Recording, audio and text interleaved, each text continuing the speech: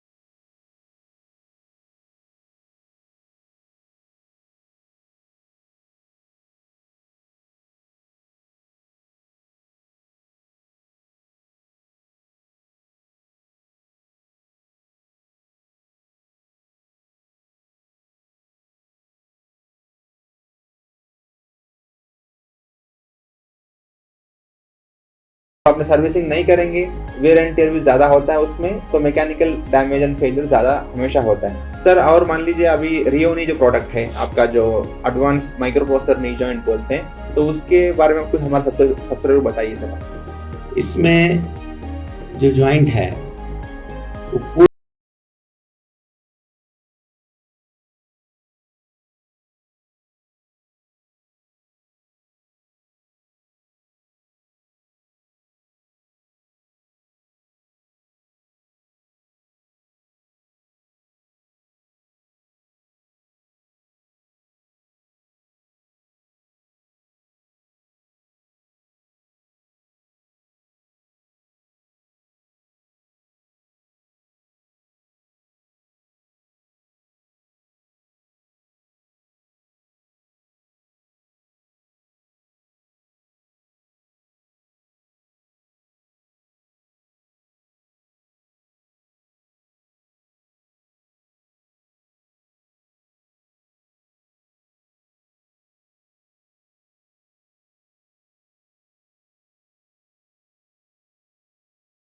वो हिचकिचाहट नहीं, कोई हिंड्रेंस नहीं, कुछ भी normal kind of thing is not, कुछ भी नहीं। तो इसमें आप कह रहे हैं सर, इसमें natural walking, nearest Yes. Natural walking